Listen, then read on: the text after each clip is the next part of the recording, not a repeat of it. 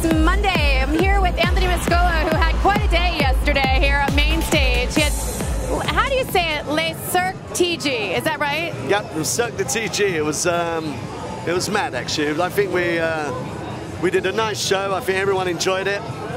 We saw the show in Chicago, and one of the things that we're doing in the next issue of the magazine is it's called In the Mood. It's this whole idea about how you create mood boards, for ideas for collections, and also for any kind of photo shoots. And for that kind of show, I mean, tell me what the inspiration was for the Le Cirque TG, because it is, just to tell you a little bit about this event, it's obviously taking the idea of Cirque du Soleil, turning it into a hair show with everything that you can imagine. I mean, the only way that I can really describe what I saw in Chicago was it was breathtaking, and your eyes were seeing things in colors that my eyes have never seen before, and it really was that magical. And I know that we have it online, but tell me, when you start to prepare an idea, a show like that, where does it come from? Well, I think really it wasn't necessarily Cirque du Soleil. It was more really it was a little bit of what Galliano did a few years back, and he did a really nice kind of feeling, but exaggerated all the clothes. You're never going to wear them like that, but it looked really colorful, really powerful, very strong. It wasn't to do what he'd done, but it was inspiration to be able to go mad with the hair that you, again, never would wear, but was fun, different, and kind of taking the theme of, you know, if it be animals, then clowns, if it be, you know, acts or whatever, and then translating that into a kind of fashion look with hair, but mad. You know, so it was really when we did the last show, which was the one about magic. And this one really, when we finished that one, we already decided the following show would be a circus. So we did do it once before, about 12 years ago. Oh, you did? In Australia, yeah. And it was what we did in London and Australia. But it was not the same as now, but just the word circus, it was a theme. So a show like this, how long does it take to prepare? Because there are so many parts and pieces to it. I think, you know, the show now is one that can be taken on the road. You know, we have different elements to it. Dance, so we have dancers that do their bit. You have models, which the models we get wherever we go. So you already have the theme of the clothes and the makeup and the hair. You bring that with you. And then you have an actor who does the acting part. And so you have all the different things. The only bit that we didn't have here were the performing arts bit, which in London we had, in Chicago we had very, very little of it, because it's difficult to take that around with you. But the show overall, I mean, we got a standing ovation, so I was pretty happy. You know, it was good. What's your favorite part of the show? I think I like the clowns bit. I think it's fun. Yeah, it's really funny. It's very humorous. The girls had such a big smile on their faces yesterday. It was funny. But the dancers are very good. They give you shivers the way they are so good at their timing, and they do it really well together.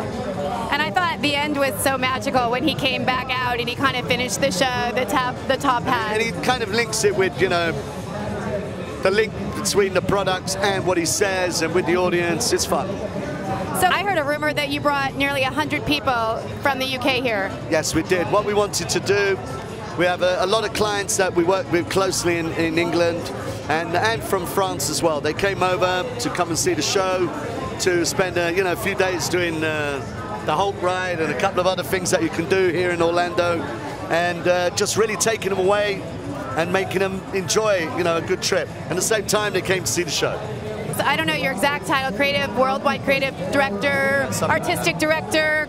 He basically is the one who makes all the decisions about what you're going to see on hair, and then also how that product gets used in the hair. Tell me about... What was he saying?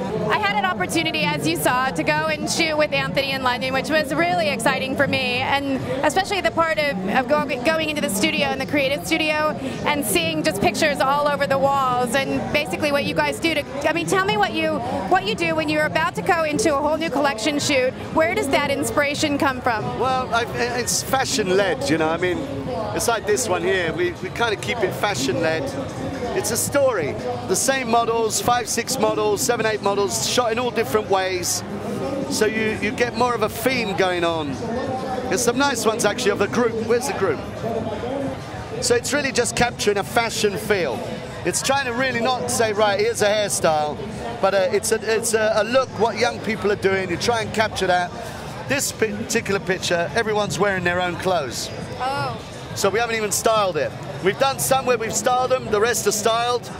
you know, where we put the clothes on and we do all the different bits, as you can see. But this is when they came in the studio, we did their hair, a little bit of makeup. That's their own look, and that's what really it's about. It's capturing what young people do and what the kind of feeling is. Now, with this particular collection with Anthem, is that does that have all the different product lines attached to it, or is it just Bedhead? What we did with Anthems, it was really our most popular.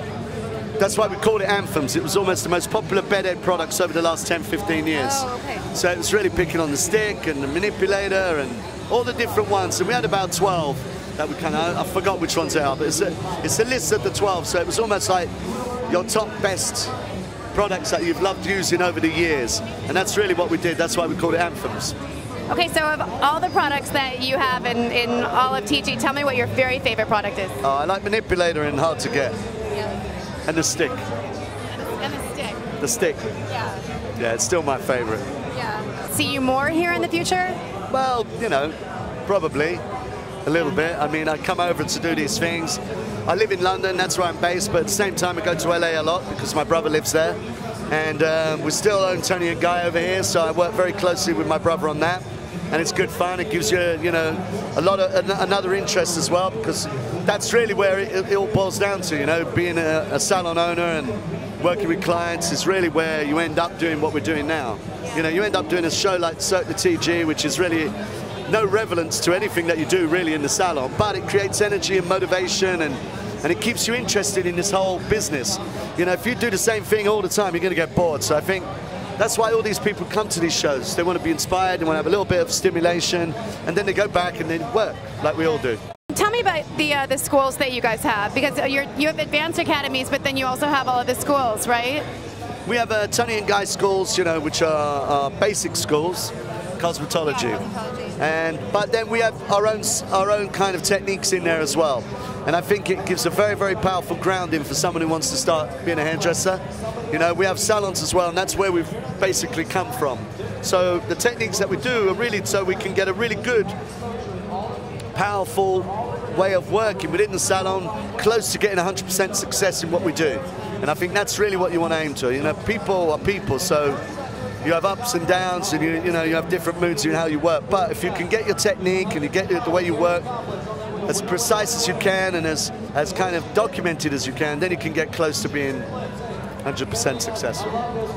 For a young stylist today, one of the really exciting things that I think that they would always love to do is to be able to work on a team with Anthony Mascolo.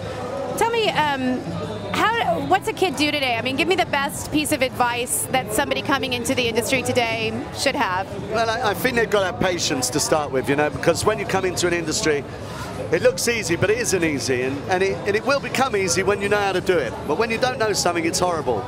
But you've got to persevere and you've got to work with it. And you know, this industry is about learning every day, every week. There's always something else. You never know everything. So it's a constant education. And I think that's once you get past a certain level that you know how to do hair, you'll then realize that that education or not knowing everything is what keeps you doing it. It makes it exciting.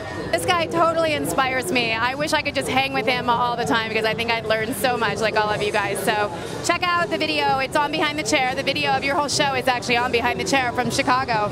So you'll have a chance to be able to see it even though you couldn't be here. Yeah, so thanks for being here. Okay, bye. Thank you. Pleasure.